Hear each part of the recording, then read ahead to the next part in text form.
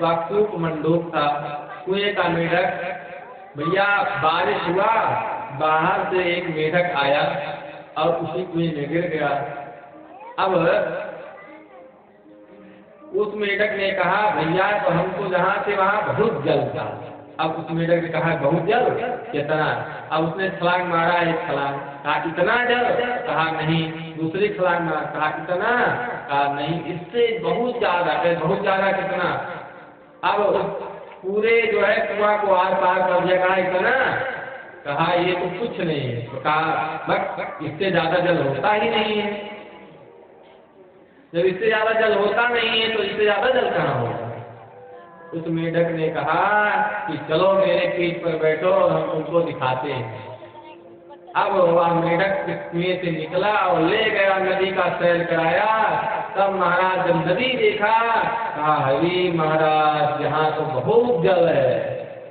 तो जो कूप मंडूक हो, जिसकी छोटी बुद्धि हो, कभी शास्त्र नहीं पढ़ा, कभी ज्ञान की बातें नहीं सुनी, वो कुतर्क ही करेगा, इससे ज्यादा करेगा। महाराज पिंडदान जितने भी कर्म हमारे शास्त्रों में बताए गए हैं वो कोई व्यर्थ नहीं है। जितने भी काम हम सनातन धर्मी करते हैं उसका प्रमाण वैज्ञानिक अनेक हजारों करोड़ों रुपए खर्च करके रिसर्च करते हैं, तब कहते नहीं नहीं तुम तो सही कर रहे हो। अब कोई व्यक्ति कहे कि भैया फैजाबाद नाम का कोई शहर नहीं है, या इलाहाबाद या लखनऊ नाम का कोई शहर नहीं है, तो अब वो या तो उसको पूरा शहर जाए घूम के आए, तो घूमने में खर्चा लगेगा, यहाँ जाएगा समय लगेगा, तो पूरा शहर घूमेगा, देखेगा, आएगा, उतना समय लगेगा, बर्बाद होगा, खर्चा होगा। और कोई व्यक्ति घूम कर आया हो तो बता दे नहीं शहर है, ऐसी ऐसी बात, या तो मान लो या तो जाओ घूम के आओ। उसी प्रकार जो हमारे यहाँ बताया गया शास्त्रों में, वह जो है ऋषि लोग रिसर्च करके बताए। जैसे हमारे यहाँ कहा गया भैया जनेऊ पहनो, टीका लगाओ, शिखा रखो, तुलसी का पेड़ का पूजा करो, पीपल के वृक्ष की पूजा करो, गौ की पूजा करो, सबका वैज्ञानिक रीजन। क्यों?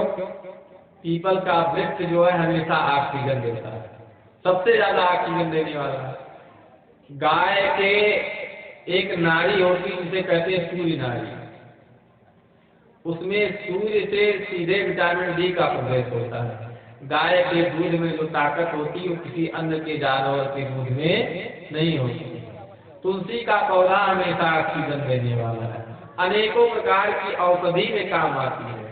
खांसी जुकाम हो, तुलसी का पौधा लगा है, काढ़ा बना के पी लीजिए। जो व्यक्ति तुलसी का प्रतिदिन सेवन करता है उसकी जो है बुद्धि सिद्ध होती है। लेकिन तुलसी को तोड़ करके पहले भगवान शालिग्राम को अर्पण करिए, उसके बाद उस तुलसी को ग्रहण करिए। 5 फुनगी जो तुलसी का प्रतिदिन खाए उसकी स्मरण शक्ति बढ़ जाएगी, उसका दिमाग तेज हो जाएगा। ये शास्त्रों में भी है। शिखा क्यों रखी जाती है? जो हम चोटी रखते हैं क्यों रखी जाती है? क्योंकि हमारा दिमाग जो है यहीं पर होता है, सारा दिमाग का जो मूल भाग होता है वो यहीं पर होता है, इसलिए ये सुरक्षित रहे इसलिए चोटी रखी जाती है। तिलक लगाया जाता था हमारा दिमाग शीतल हो। जब व्यक्ति ध्यान करता है तो उसका ध्यान यहीं पर आकर केंद्रित होता है, इसलिए यहाँ टीका लगाया जाता है। माताएं यहाँ बिंदी लगाती है। आज जो प्लास्टिक का बिंदी है, पहले किसी की जगह कुमकुम लगाती थी माताएं। पहले प्लास्टिक की बिंदी नहीं होती थी, कुमकुम लगाने से और मलयागिरी चंदन लगाने से दिमाग शीतल होता है। जब दिमाग ठंडा रहेगा तो व्यक्ति हर काम बड़े आसानी से करेगा। और जब कोई गुस्सा लगता है, क्रोध लगता है, कहेंगे भैया मेरा दिमाग बहुत गर्म है, मेरे सामने मत आओ, उससे बात मत करो, नहीं उल्टा पलटा कुछ निकल जाएगा। दिमाग को शीतल रखने के लिए चंदन तिलक लगाया जाता है, लेकिन आज लोग तिलक का विरोध करते हैं। चोटी तो रखना ही नहीं चाहता कोई, कह तो भैया चुरकी रख लियो तो बहुत बड़ा पाप है, माला पहन लियो तो बहुत बड़ा पाप है। 50 सभ्यता में इतने रमे हैं, आज इतना झोरा पैंट पहनते हैं, पता नहीं कौन जींस आती है कि उसमें कुछ ये नहीं है, खाली वो फटा रहता है, जगह जगह से उसे पहनते हैं, बड़े खुश होते हैं, कहते हैं हम कूल है, एयर कंडीशनर है, हवा आती। तो भैया धोती में इससे ज्यादा हवा कहाँ है? धोती पहनो, पूरा हवा लगेगा धोती में है? लेकिन इनको पहनना है वो फटा वाला। पहले गरीब लोग पहनते थे फटा कपड़ा, आजकल अमीर लोग फटा पहनते, 5000 का पैंट खरीदेंगे। जारा का आता 25-50 हजार का वही पैंट मिलता है। एक जारा कंपनी है, उसमें लेने जाएंगे तो वही पैंट फटा वाला 50,000 रुपये मिलेगा। अब बताइए, अरे घरे खा लियो भैया पहनो, नहीं किसी गरीब के घर जाओ, उसके यहाँ मांग लाओ कि भैया जो फटा वाला है अपना कपड़ा हमको दे दो, हमारा समूचा ले लो। कहाँ जा रहे हैं भैया? भारत विश्व गुरु था, क्यों था? क्योंकि ऐसे लोग नहीं थे, अगर ऐसे होते तो विश्व गुरु कभी नहीं होते। भारत विश्व गुरु था, विश्व गुरु है और रहेगा। आज भी बड़े बड़े देशों में भारतवासी ही झंडा गाड़े हैं। गूगल में देख लीजिए, माइक्रोसॉफ्ट में देख लीजिए, ट्विटर में देख लीजिए, कहीं भी देखिए तो भारतवासी ही है।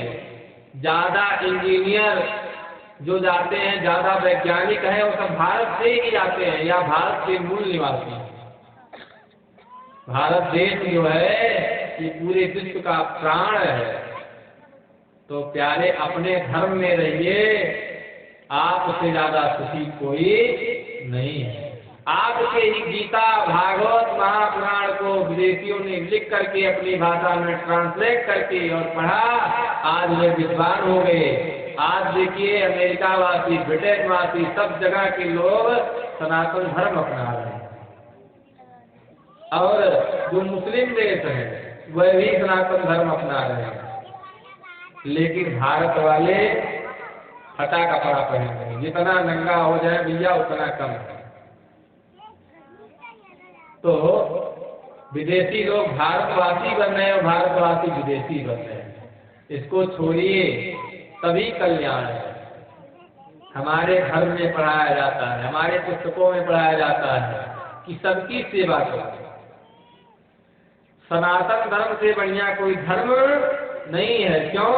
क्योंकि सनातन धर्म कहता है कि सर्वे भवन्ति सुखिनः। कोई कहता है, अन्य धर्मों में कहता है, लोग कहते हैं, उनका पुराण कहता है, उनका ग्रंथ कहता है कि हमारा धर्म बड़ा है, बाकी सब बेकार, बाकी सब काफिर है, उनको पाओ तो मार डालो। लेकिन सनातन धर्म कहता है कि सबकी रक्षा करो, वनस्पतियों की रक्षा करो। वनस्पतयः सन्तु देवहु शांति, अंतरिक्षगुण शांति, पृथ्वी शांति, रापः शांति, ओषधयः शांति, कि जल शांत हो, वनस्पति शांत हो, सबकी शांति का कामना करते हैं। सर्वे भवन्तु सुखिनः की कामना करते हैं। कहते वसुधैव कुटुम्बकम्, कि पूरा संसार हमारा परिवार है। इससे बड़ा धर्म क्या है? जो सबसे प्रेम करना सिखाता है, उससे बड़ा कुछ नहीं है। इसीलिए विश्व गुरु था और रहेगा जब तक हमारा संस्कार हमारे अंदर है, जब तक गीता है, जब तक भागवत है। लेकिन भैया अगर कोई गीता पढ़ने लगे, बड़ी आफत, कहेंगे भैया साधु बन जाए उसका। कोई टीका लगा ले 4 दिन, कहेंगे देखो बाबा हो गए हैं। बड़ी विडम्बना है। फिलहाल इस सब मामले में आपका गांव बहुत सुंदर है। हमने देखा कि आपके गांव में पूजा आरती भगवत भक्ति ऐसी होती है, ऐसी हर गांव में होना चाहिए और बच्चों को लगना चाहिए। जब हम अपने संस्कार को सुनेंगे तो हम उस उच्च स्तर पर पहुंचेंगे जहां हमको पहुंचना है। हम फिर से विश्व गुरु हो जाएंगे। रामायण गीता हमको सिखाती है कि हमको रहना कैसे चाहिए, परिवार से प्रेम कैसे करना चाहिए। और विदेशी सभ्यता क्या सिखाती है कहते एकल परिवार, मियाँ अलग बीवी अलग। अब तो ऐसा है कि शादी लोग कर रहे हैं, कोई नियम है विदेशों में कि 7 दिन में 1 दिन मुलाकात होती है, वो अलग रहते हैं, वो अलग रहते हैं।